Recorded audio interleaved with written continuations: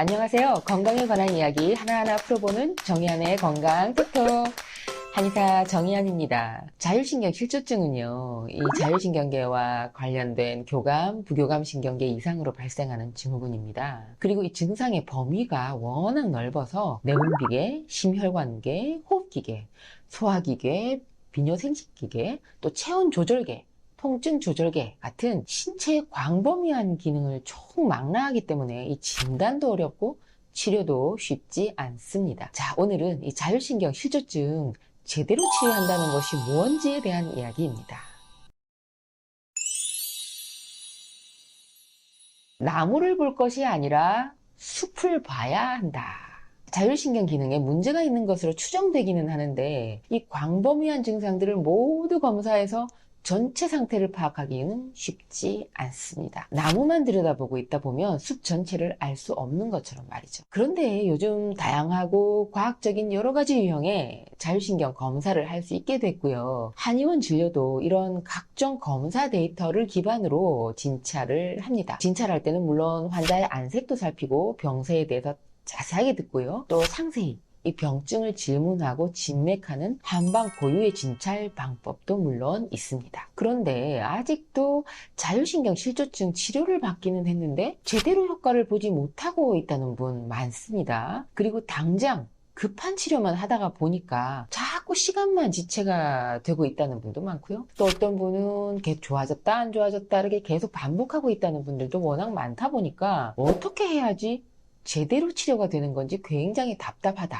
결국은 치료가 안 되는 거 아닌가 이렇게 생각을 한다는 분들이 많더라고요.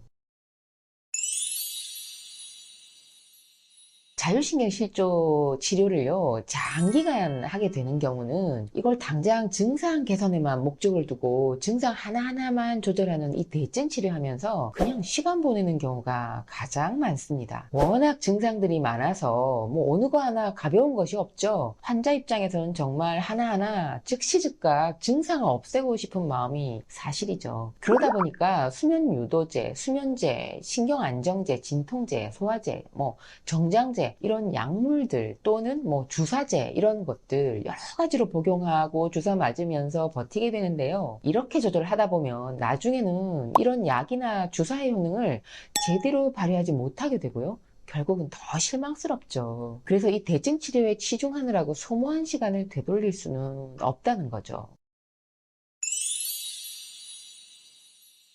그렇다고 원인 치료만 하는 것도 답은 아닙니다. 지금 당장 밥을 못 먹겠고, 밤에 잠을 못 자는 날이 너무 많아지고, 어지러워서 앉아있지도 못하고, 가슴에 이렇게 열이 쌓여가지고 숨도 못 쉬는데, 이 환자에게 그냥 원인 치료 중이니까 몸이 회복되는데 시간이 많이 걸리니, 몸을 괴롭히고 있는 이런 증상들을 원인 치료 될 때까지 그냥 참고만 지내라고 할 수는 없잖아요. 당장 힘든 증상들이 전혀 해결되지 않은 채로 그냥 시간이 흐르면 환자들은 우울하고 불안하고 긴장되고 그래서 치료를 쉽게 포기하게 됩니다. 원인 치료에 치중하는 것이 원칙적으로 맞기는 한데요. 치료를 단계적으로 밟아서 점점 호전 반응이 오게 하기 위해서는 근본적인 원인 치료와 함께 당장 증상 완화시켜 줄 수 있는 대증 치료 동시에 진행하는 경우가 많은 것도 그런 이유입니다.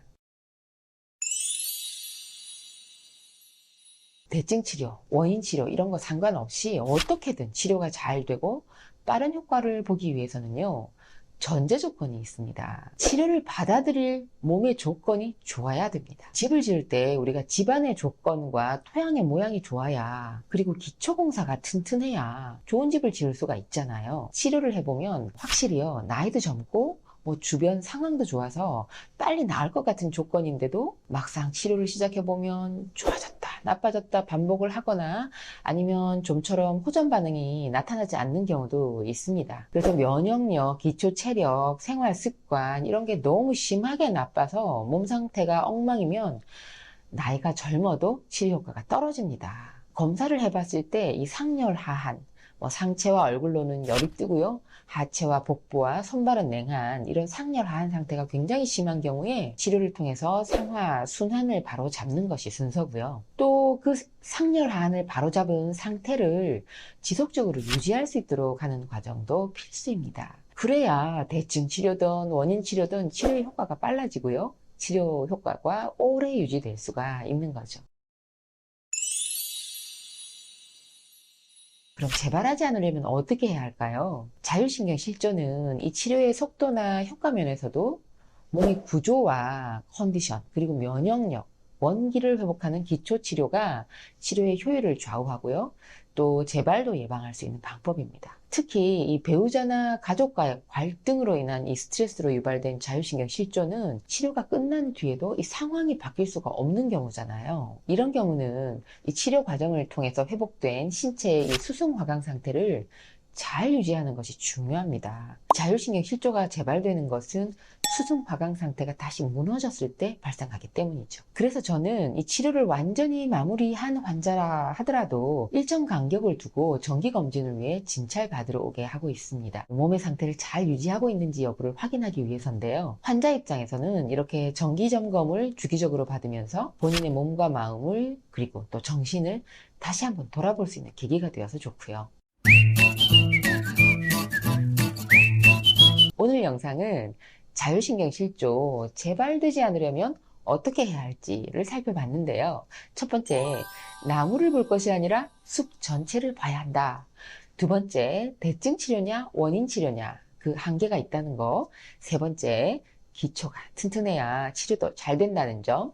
네 번째, 재발하지 않으려면 이런 내용으로 살펴봤습니다. 자, 오늘 영상 보신 분들, 자율신경 실조로 고생하시는 분들, 그리고 환자 가족분들께 오늘 영상 도움 되셨으면 좋겠습니다.